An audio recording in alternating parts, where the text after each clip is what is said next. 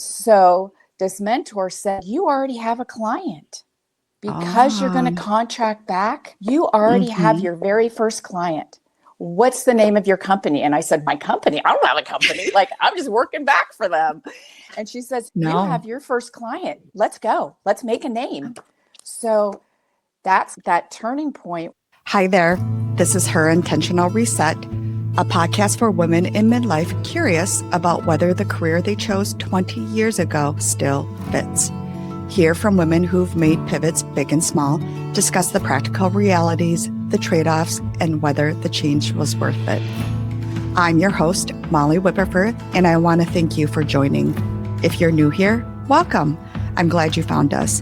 And in between episodes, come join us on Instagram and Facebook at herintentionalreset.co, that's .co, for guests behind the scenes and what's coming next. Now, let's get into today's conversation. Meet Carol Thompson, career transition coach at Power Connections and founder and CEO of Thompson Professional Resources. Carol has built a career that's hard to put in a single box, and that's exactly the point. A certified paralegal by training, Carol fell into human resources almost by accident. 12 years later, she was an HR director overseeing employees in 18 states, Canada, and Mexico. When her company was acquired and she chose not to relocate, she did something most people only dream about. She turned her expertise into her own business.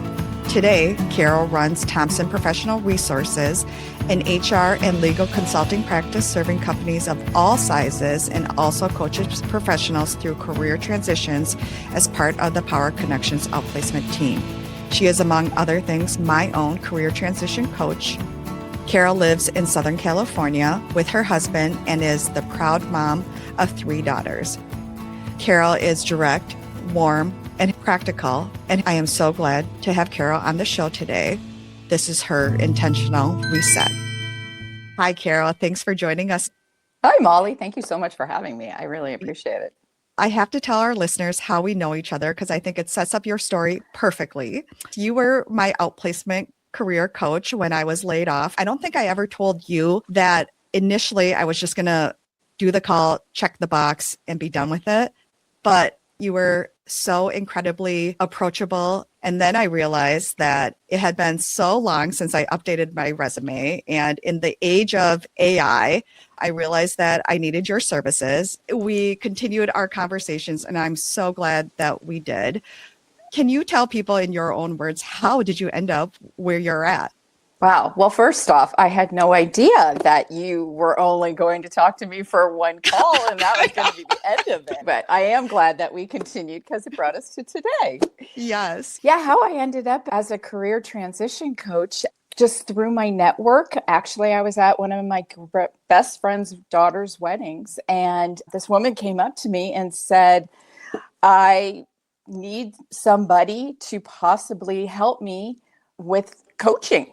And I told her I really didn't have a lot of experience other than being an HR director, but I would certainly love to assist and help anybody that I could go from being laid off to finding another career and whatever that looked like in between. And it literally, through networking, fell into my lap, and I just love every minute of it because I get to meet people like you, Molly, and hopefully help them and guide them into whether it's a different career or landing a job that's in their field that they love. Yeah, that's how you started at Power Connection.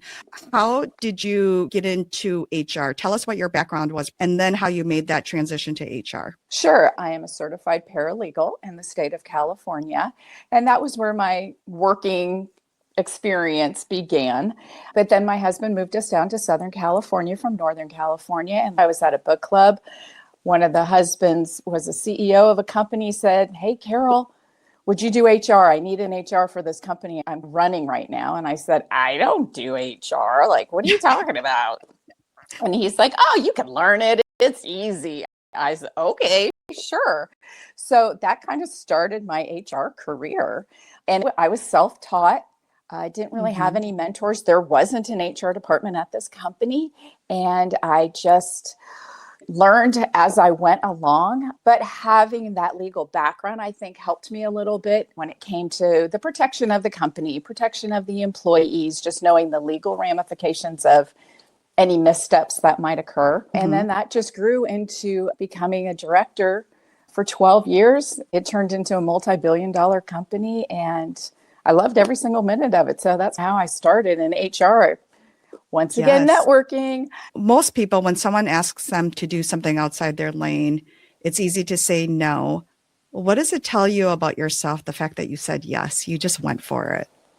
I think that it really showed me that, well, wait a second, let's be a little bit more open. I am a very type A person. I have my life planned. I think when I was 10 years old, I knew exactly what I wanted. Nothing was going to get in my way. So when my husband moved us down to Southern California, I wasn't working. I was raising our 3 daughters, and the opportunity came up, and I always had a value in myself that I want to make sure I'm contributing to our family. And this seemed like a perfect opportunity because when this gentleman presented the offer to me, it was part-time, few hours a week. Why don't we just try it? So I thought, well, what could I lose? Yeah. So, but I think it just showed me that as I aged and matured a little bit, that we just need to be open. And I kind of have a mantra now is never let the phone ring and don't answer it. Oh, Always answer the call. Just always okay. answer it. No matter Yes. what, just answer that call. Even if you don't feel like it, let it go to voicemail, do whatever. Yeah. Nope. Always answer the call. That's kind of what I did. I answered the Yes. call. And look at where it ended up for you, which is incredible. So you became an HR director. Mhm. Company gets acquired by private equity. Walk us through the decision process that you had to make. That was hard. So my youngest was a senior in high school, and the company's corporate office was in Huntsville, Alabama. And being a California girl through and through, and the thought of moving to Alabama personally was a little disconcerting. The company wanted me to move there. They were willing to pay for me to move there. But then having to look into my youngest daughter's eyes and tell her senior year of high school, sorry, honey, we're leaving, that was a no-go. What was best for me and my family at that time in my life, we decided, nope, we need to stay where we are and we'll make it work. We'll do something else. So Yeah. that's pretty much where my pivot came into play was I had all this experience, but now what am I going to do? How quickly did you come up with the decision that you were going to start your own business versus with the comfort of being employed and work for another corporation? The thought of actually going into an office, I didn't like that idea. I had been remote since September of 2010. So before COVID, before working from home was a thing, I had already been working from home and I really liked it. And also not spending money on gas Yeah. and not having to worry about a wardrobe stipend kind of thing. And so I thought, what can I do where I don't have to change that? And one of my best friends, she started her own company. And Okay. I was like, oh my God, I want your life. You're living your best life. Like, what are you doing that I should be doing? And as the one that encouraged me. And she said, if I can do it, anybody can do it. There's no secret sauce or anything. She introduced me to a mentor and I talked with her and she's the one who encouraged me because then I had about 6 months to stew over the idea before I was going to be let go permanently. And I had decided, what if I oh, you guys don't have a paralegal? Because I was also the company's in-house paralegal. I said, Okay. hey, why don't I contract back to you and I'll remain your in-house paralegal? Because that doesn't have to be in the office as much as an HR person does. So this mentor said, you already have a client. Because you're going Ah. to contract back, you already have Mhm. your very first client. What's the name of your company? And I said, my company? I don't have a company. I'm just working back for them. And she says, you No. have your first client. Let's go. Let's make a name. So that's that turning point where I then founded Thompson Professional Resources. I didn't realize it was you approaching your previous employer and be like, be my first client. That's Yep. incredible. I worked out a contract basis where they paid me a monthly retainer for X amount of hours a month. And that lasted for, oh gosh, uh, I think 4 years. So it was nice starting my own company. I had that monthly amount still coming in. So I Yeah, wasn't as scared as, oh no, this is like, I'm starting at zero, like nothing coming exactly. in. So you had that soft cushion, but then you still had to hustle, build a plan to continue to get your other clients. What was that process like? That was a suck it up moment. I am not a salesperson, and I had to learn to sell myself. So it was taking a bite of humble pie, admitting that, wow, I'm on my own. And I just started talking to people that I used to work with. Hey, if you know of anybody that wants any help, I can do this, I can do Yeah. that. It didn't come though. Yeah. Like it was probably 8, 9 months before I got another person to come on board. Yeah, it wasn't an easy process. There were a lot of tears. What am I Yeah. doing? Am I being an idiot? Should I just go and find another job, corporate America, and get to the office again? Like, who do I think I am wanting to stay in my pajamas all day? Yeah. Yeah, it was hard.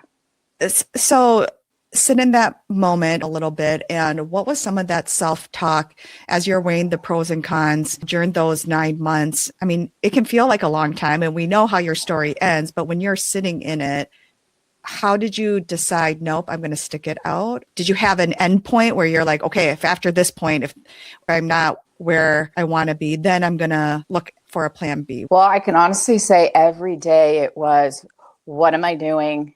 Oh, I could do this. Who do you think you are? You're the best. Like you've got this. You're smart. You're educated. You can do this. My end goal or my stopping point was going to be if my prior employer that I had contracted out to, if they ever said, hey, we're kind of done, then that was going to be the come to Jesus moment. Because financially, with that coming in, we were good. But if that had stopped, then it would have been okay. Yeah. Either start hustling on the street with a sign like open houses, like, woo, flip the thing saying, here I am, Yeah. or come on, get to corporate America. Yeah. That was where I was. It was a Okay. struggle every day. Yeah. Just, can I do this? Should I be doing this? Why am I doing this? But honestly, it was my daughters that really kept me motivated. I Mhm. wanted to prove to them that life can throw a curveball at you, but that doesn't have to knock you down. That if you go out and do what you want, God Mhm. closes doors on purpose for more reasons than one, but go for it. I just wanted them to see, like, wow, a mom can do things if she puts her mind to it. And honestly, Mhm. that was my true motivation at the very beginning. Was there a turning point then? I started to get some clients. Okay. And then from a prior employee, he connected me with a company that was a freaking golden egg. I had never made that much money in my entire life. I was on a monthly retainer with them, and that Mhm. lasted a solid year. And that was the bills, it was the gravy, it was the Mhm. 401k. I mean, it was everything. So that was a turning point for me to go, I can do this. And people need what I have to offer. So that was super exciting. When that gravy train ended, that was hard because you just become accustomed to what you have. Yes, lifestyle creep, all of that. Well, besides always picking up the phone, any networking advice that you have for those listening right now that are like me, introverted, that hate the thought of networking? I Mhm. hate that word, I guess, but Oh, I guess sorry. maybe that's I'll what it say it is. No, differently. it's fine. I just feel like networking has like an end game, and that's not the connotation that I want. It's Right. more just connecting people.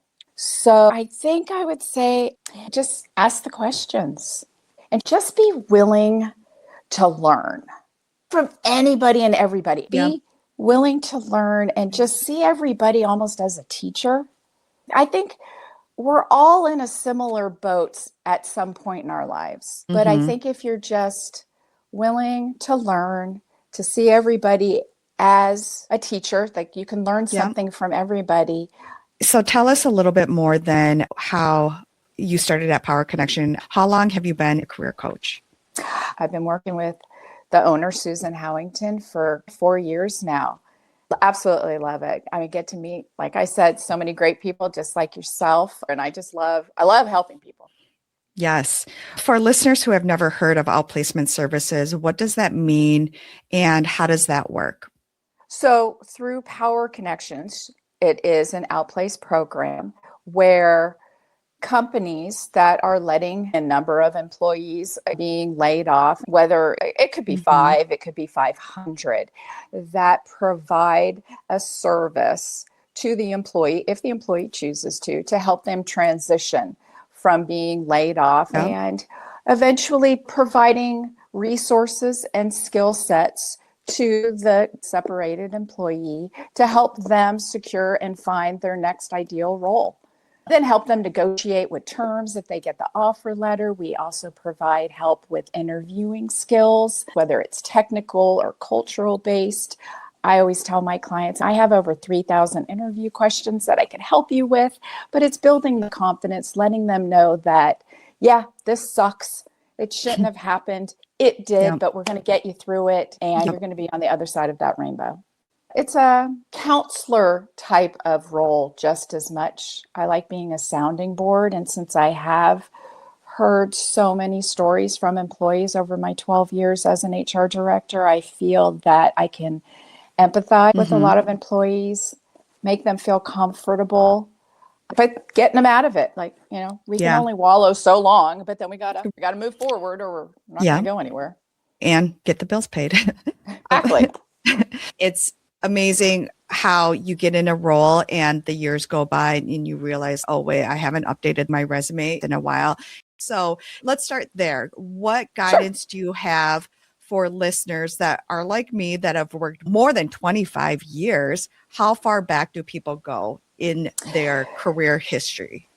Sure. First of all, it's just daunting. If you haven't updated your resume, it's like, oh my God, what am I doing? And unfortunately, companies now are changing. I just read this last week where they know AI is now assisting when people need help with their resume. So Mm-hmm. now they're like, we don't even want to look at that perfect resume. You have to be able to tell the story of who Okay. you are. So to answer Okay. your question about the number of years, rule of thumb is if you've worked 10 years or less, we're going to put everything on because 10 years is not too much, and it should be about 1 page.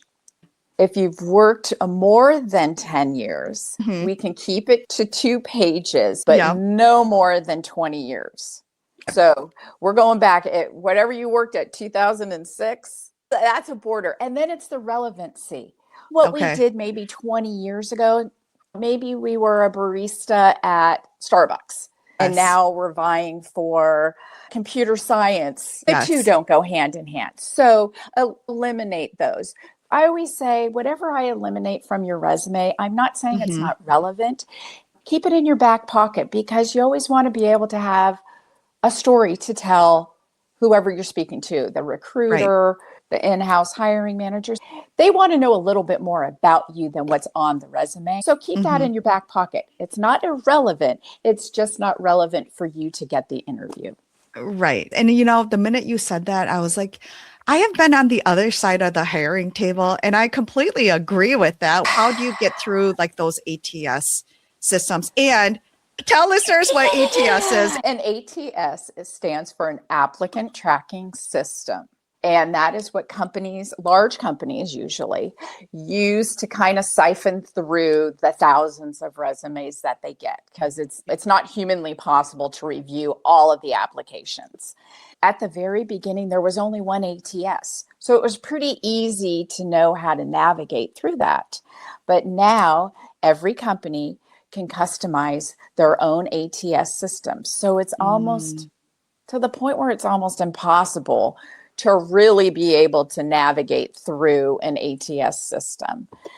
But what we try to recommend is go ahead and use it. AI is out there for our use. We'd be Mm-hmm. foolish not to. It's like choosing to boil water that you need done in 2 minutes, or just putting it in the microwave. It's to make things a little bit quicker, getting the same result. Then now they're saying people or companies, recruiters are looking more for outcomes, statistics. I led a team of 18 salespeople, and year over year, we grew the company by 50%. Like, they want more specifics of something like that to tell that story. So you are going to have to put the human touch onto it. And that's where I come in. It's good for me to then review your resume after you've worked on it, because then I'll be able to say, because I'm a recruiter through my Thompson Professional Resources. So you're going to get somebody like me who actually reads the resume. And if I don't understand it, I'm not going to pass you through. So I think I come with a special little extra spice, because I'll be able to say, like, oh, I was able to understand that, even though I have no idea actually what you do on a day-to-day basis. Exactly. That's where I thought it was very helpful to work with you. Let's talk about how to best use LinkedIn for finding a different role to make sure that recruiters knew that I was available for different roles. Can you walk through what those suggestions were? You can go ahead into your personal profile and you can select an area that says you're open for work, but only recruiters can see that. Because there's a lot of people that are hesitant to announce to the world, having that green little bar saying open to work. A lot of people don't want that, which is fine. But you can definitely, behind the scenes, go into your profile, open to work for recruiters only to see. We also recommend that you should be following groups, companies that pique your interest, that you maybe are interested in pursuing, maybe in your industry, or maybe you just like that company. Recruiters can see all of this because LinkedIn is an algorithm, and it's what's your activity level. So when you connect with these groups, these organizations, these companies, then you start to like what they have to post. But then we need to go a step further and actually comment. And if there's an article and it piqued your interest, say that.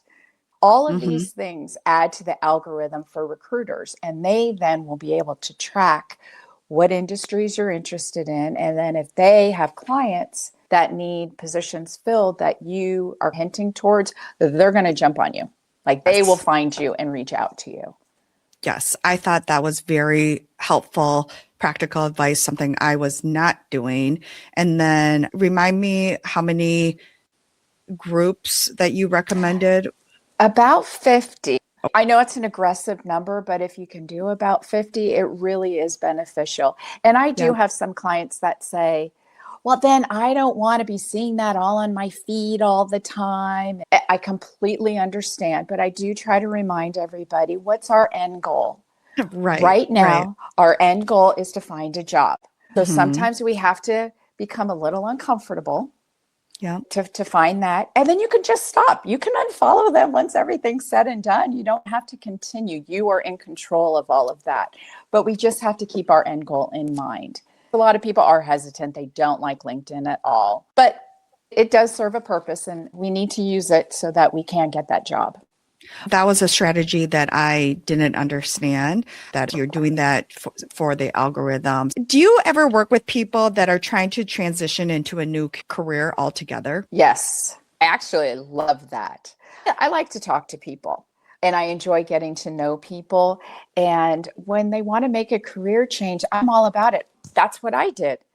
I was in legal. I thought that was my whole life. But I love it when people change their minds and want to do something different. To me, that's life. We're not meant to just have to do the same thing day in and day out. And if something else piques your interest, go for it. I always tell my kids, another mantra I have is no regrets. No regrets.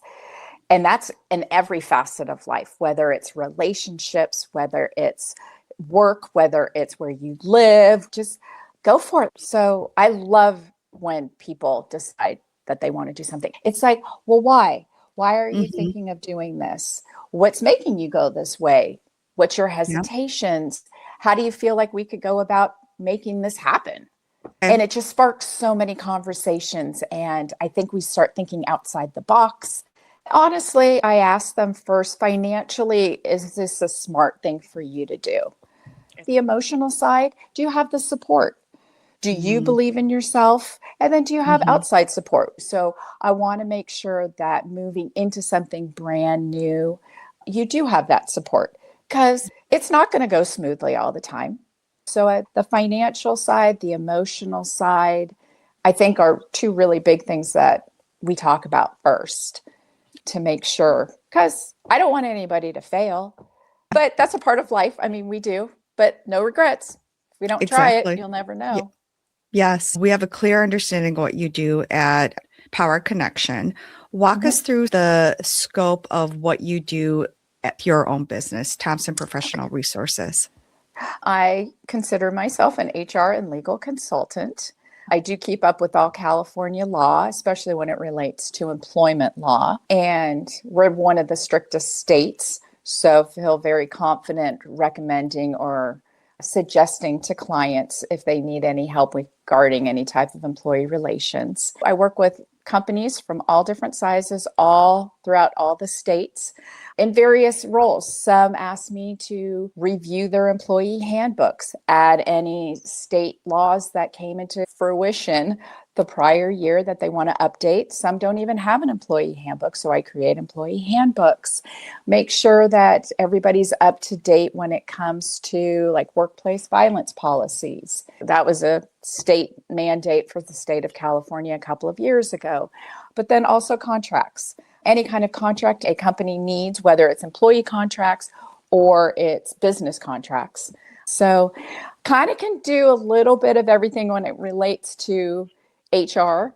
So creating separation agreements, Mm-hmm. writing up employees. Sometimes it's called a PIP, performance improvement Improvement plan. plans. So a lot of times companies just don't have any of these in place and they don't want to Mm-hmm. hire a full-time HR person or a full-time legal person. So that's where I come in and I can be on a project basis. I can be retained on an hourly basis. So I kind of run the gamut on all different aspects of an employee life cycle as well as all agreements Yep. that businesses sometimes need.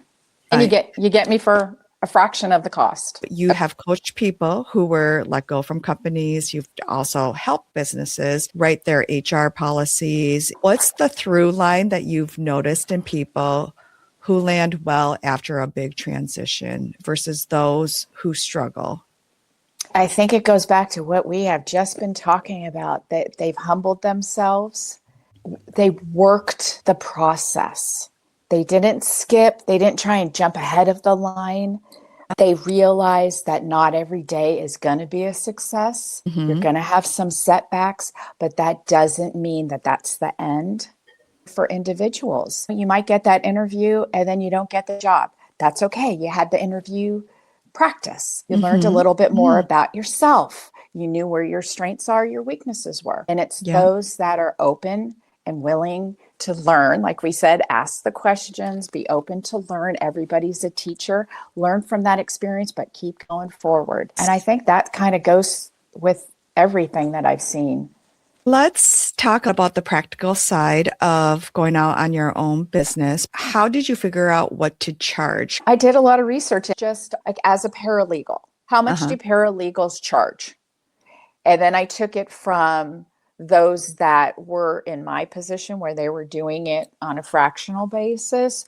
And then Yep. how much does a paralegal charge when they work for a law firm? And I just did research on what was the hourly rate for Yep. them. And I came in right in the middle. I'm not going to shortchange myself and go, oh no, I'm a beginner. I'll go the lowest amount.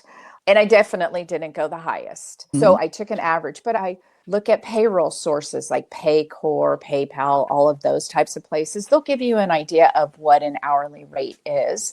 And Okay. then honestly, ask AI, but make sure you're very specific as to where you live and your Mm-hmm. level of experience, expertise.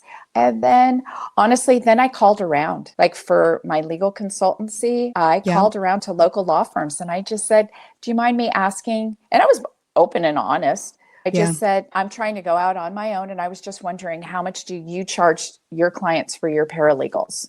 And some said, screw you, hung up the phone on me. I'm like, what? I'm just asking a question. But others were very nice. So I think I got about 10 just to get a pretty broad.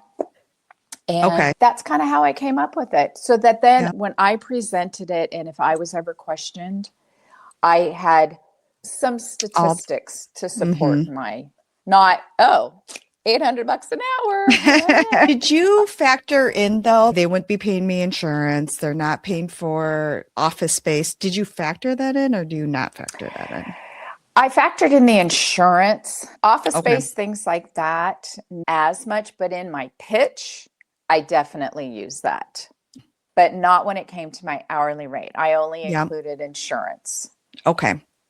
That's helpful. And then you mentioned Paycor and what was the other source? PayPal, Paychecks, ADP, like any big payroll company, Gusto. Uh-huh. You can go on there and they are able to share generic information because Pay. they do censuses every year to just find out what the going rate is in certain areas. I was telling you that I always use Glassdoor Mhm. and you had some opinions on it. Do you want to share what your opinions are on Glassdoor? It's nothing against Glassdoor, but I feel like with Glassdoor, it's more of an area where ex-employees go to badmouth their employer versus anything really positive. A lot of employees go to Glassdoor before they look at interviewing at a job to see how many Yes. negative comments there are. So that's why I just feel like, Glassdoor. I think it's more of Yes. a just like a bitch room session. And nobody needs that. When you went out on your own, you negotiated a monthly retainer and you had them cover Cobra for a year. What would you tell someone about what's negotiable when you're leaving? Companies provide benefits when there is a separation, because I don't like termination. I always use the word separation. They don't want to be sued. End of story. Companies do not want to be sued for wrongful termination. So they will sweeten the pot any way that they can. So if you know that you are going to be let go from a company and hopefully you'll get a separation agreement of some sort, that's when I would start saying, what about more severance just in general? You're going to give me 2 weeks. I've been with the company for 12 years. How about a year or 2 weeks for every year of service? So that's another six Mm, weeks. You can negotiate that way. There's a menagerie of things I think that you can ask. Obviously, they can all say no, but it doesn't but hurt to ask. You're gone anyway. if you don't ask, you're never going to get it. You could negotiate having your insurance depending on how you were carrying the insurance when you were employed. Because I was carrying the insurance for my whole entire family. Mm. And my company at the time paid 100% premiums. We could have gone on to my husband's, but we would have taken a big ding. So for them to cover the insurance for Cobra for an entire year, that was a negotiating tool. And then my severance pay, I asked Mhm. for X amount more weeks. You'd be Okay. shocked to see what companies are willing to do to avoid any type of disgruntlement. Why didn't we have this conversation before my severance was paid out? Anybody that knows they're going to be separated, let me know. Very enlightening to understand Yes. that aspect. Pivoting a little bit, Uh-huh. going out on your own, retirement savings. How do you approach it when you are self-employed? I always pay myself first and then set aside X amount for quarterly taxes and then pay retirement. Then everything else comes after that. But always pay yourself because it's very easy to just put everything out there. And then all of a sudden, honestly, it's more of a mental issue because you look at it as I'm working for nothing. Like I'm not getting anything. So you need to visually see X amount of dollars going into your whatever account you put your money Yeah. to say, yes, I worked hard. This is my paycheck. And it can be nominal. It can be $500, whatever Mhm. it is. But pay yourself first, and then insurance, taxes, things like that. You have to pay for certain things. Right. That makes sense. All right. What's the best part of your job? Oh, meeting people like you. It truly is. It's meeting great people and learning about them. I love just learning about other people and what they do and their Yes. lives. It really is a small world, and I love the connection. And then being able to connect people. Like I was coaching a woman last May, and I'm currently coaching a girl now. One was in New York, one's in Chicago. And the girl in Chicago, she was like, "Oh, I was interested in applying to this role for this company." And I said, "Oh my gosh, this woman that I was coaching last May, she got a job there. Let me connect Oh, you." And they did, and they're doing great. And I think that she's being moved along in the process. So that's yeah. probably one of the greatest things. It's apparent when we talk to you that you're good at what you do and you genuinely care. Is there a proud moment that you have? Oh, proud moment. Well, obviously, my three daughters. Can't be Mhm. more proud than that.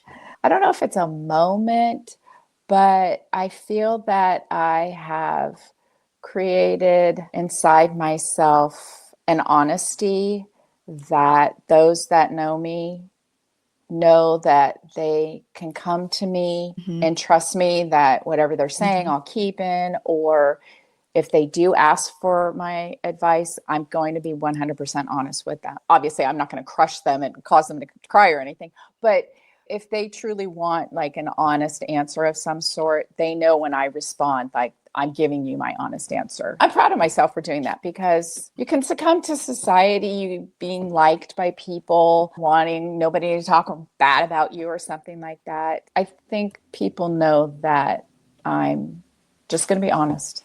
I mean, not gonna lie, like in high school, there was a club that was formed against me. It was the I Hate My Name Club.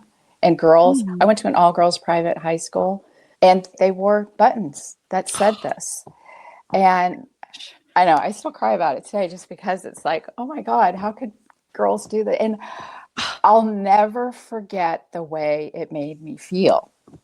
And if somebody had just come up to me, and it's funny because the girl that actually started it, I'm very good friends with today. And she's like, "I can't believe I did that. I was just so jealous of you. And I didn't know what else to do. We had gone through elementary school together, and now we were in high school together. And I was just wanted to put an end to you." Oh my And gosh. I was just like, "Why didn't you just come to me Tell then me. and just say it?" I know we were only, what, 13, 14 when you were a freshman in high school. If you had just been honest with me, like maybe we could have worked. Like I've known you since I was 6 years old. Yeah. And today she's like, "Oh my God, I don't know why." I just bring that, like, whether it's hard or not, I'm going Mhm. to try my darndest to be as honest as I possibly can, because I will Yeah. never forget the way that made me feel. I mean, it's almost 50 years later. Yeah. And now I understand why you are so open and welcoming to others. What do you think are some of your strengths that have helped you achieve all that you have achieved? I would say I'm resilient.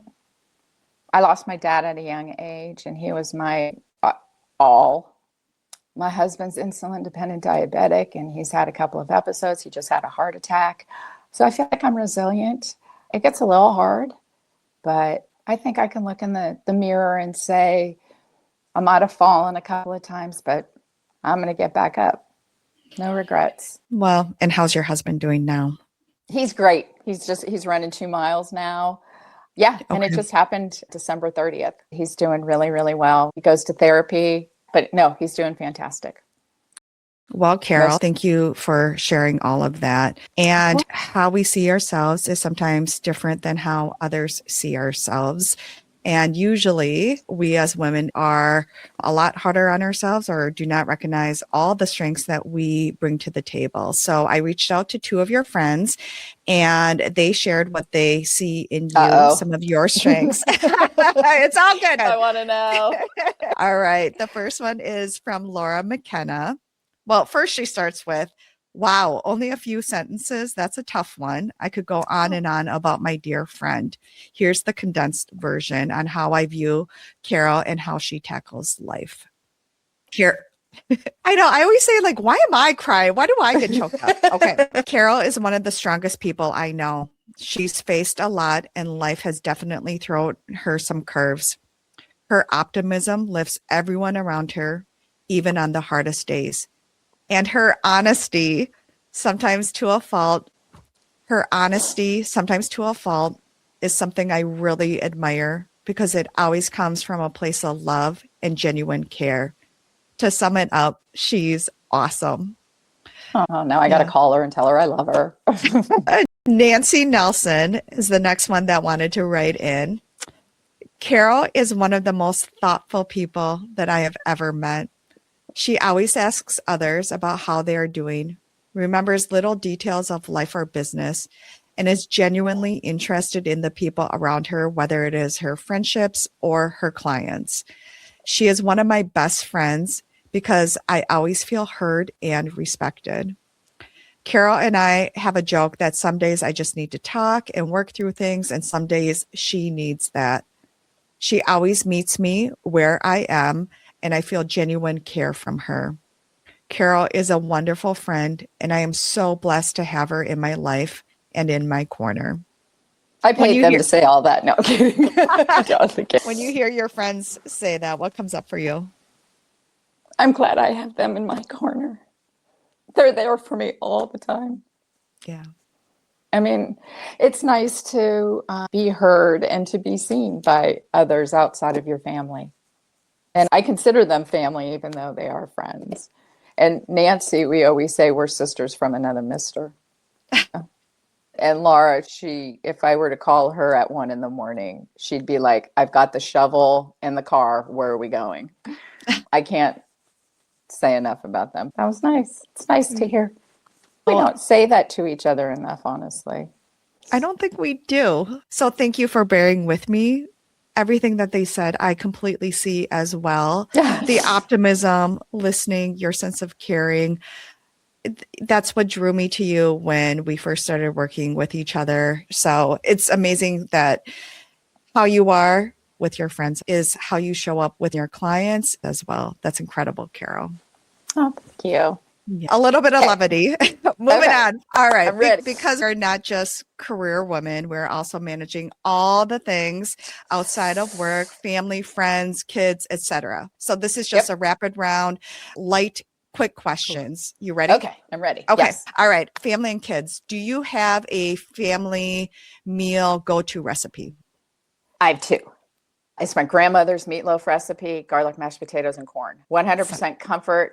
Second one is just my immediate family, and it's so funny. It's just seasoned ground beef in salsa, and then you top it with the corn muffin mix, and you bake it.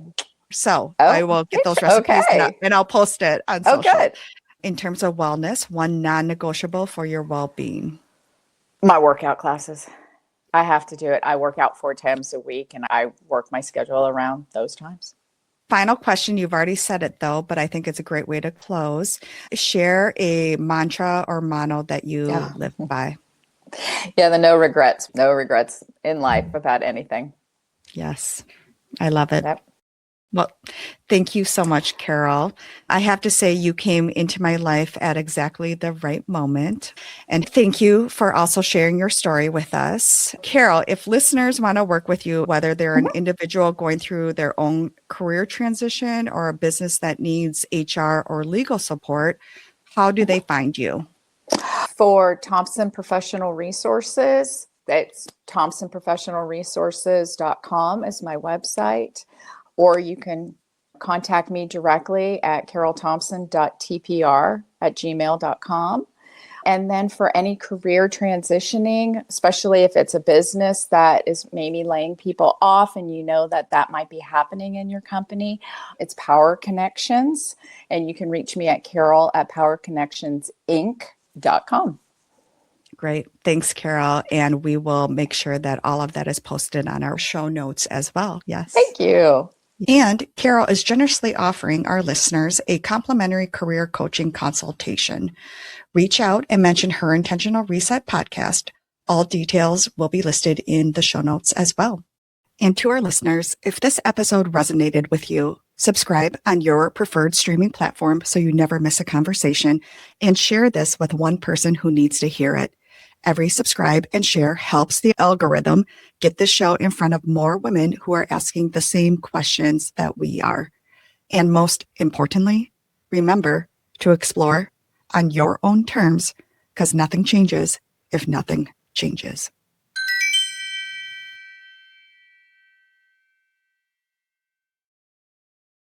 And to the loyal listeners that are still on, these are my after show reflections. I think it's incredible what happens when we just say yes, even to something we've never done before.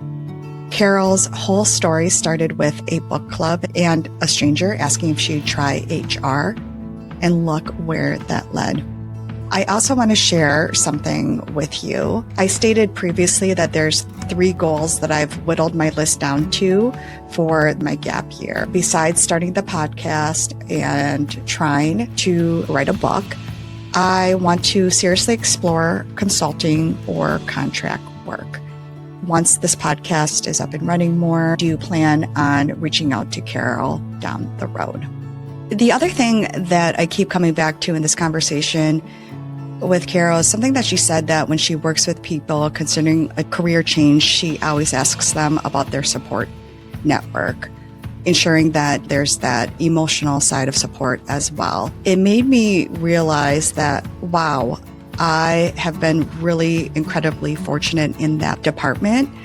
So I just want to take this opportunity to say out loud to my parents, to my in-laws, to the rest of my family, and to my friends, thank you for that steady backing and that unwavering support that doesn't go unnoticed.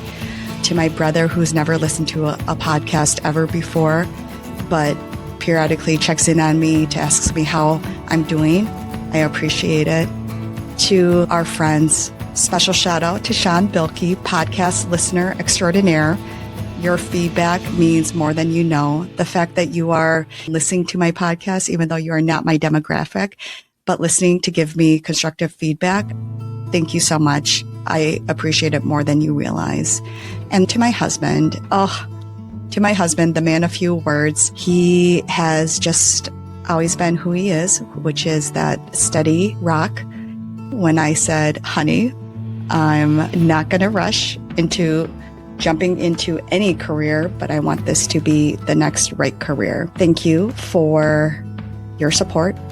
I don't take it for granted, not even a little. Lastly, this episode also reminded me how much girlfriends matter. Carol's friends, Laura and Nancy, I mean, should we all be so lucky? The way they showed up for her, the way that they see her, that's something. And it made me think of my own girlfriends, the conversations, the calls, the constant showing up. You know who you are. I adore you. Huge shout out as well to Joanna Earsman, who has been with me since day one, helping me be that sounding board with this idea, but also in all practical manners, helping me build a brand guide and thinking through all the logistics of how do I execute a podcast. I appreciate you more than words can ever express. And everyone else, the calls, the texts, the check-ins, it keeps me going. I so greatly appreciate it. Thank you. So everyone, thanks for listening, and I'll see you next week. Bye now.